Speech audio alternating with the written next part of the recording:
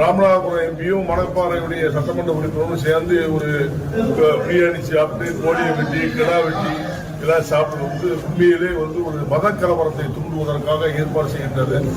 இதற்கு திமுக அரசு எப்படி செவிசாய்க்காமல் அவரை கைது கொள்ளாமல் இருந்தார்கள் என்பதுதான் என்னுடைய வேதனையான விஷயம். தவறுதான். திருப்பரங்குன்றம் இருக்கையிலே முதன்மையான கடவுள் முருகன் கடவுள் திருப்பரங்குன்றம் தான். எம் சவுந்தரராஜன் பாட்டிலே சொல்லுவார், திருப்பரங்குன்றத்திலே வீசிருந்தாய் முருகா அப்படின்னு ஆரம்பிச்சு ஆறுபடை வீடை பற்றி அருமையாக படித்திருப்பார்கள். அப்பொழுது இந்த மாதிரி ஒரு சர்ச்சையோ மதக்கலவரம் உருவாக்கக்கூடிய நிலையோ யாரும் தூண்டியதும் இல்லை, ஏற்பாடு செய்ததும் இல்லை.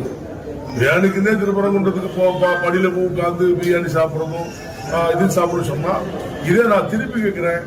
அது அங்க தர்கா இருக்கிற இடத்துல யாராவது பண்ணி விட்டு சாப்பிட்டா இவங்க பொறுமையா இருப்பாங்களா? முஸ்லிம் சமுதாயம் அந்த முஸ்லிம் சமுதாயத்தில் இருக்கிற சகோதரர்கள் அவங்களை ஏன் கண்டிக்கல? இது அரசு மட்டும் இல்ல, மக்கள் கண்டிக்கிறது மட்டும் கூடாது. அந்த சமுதாயத்தில்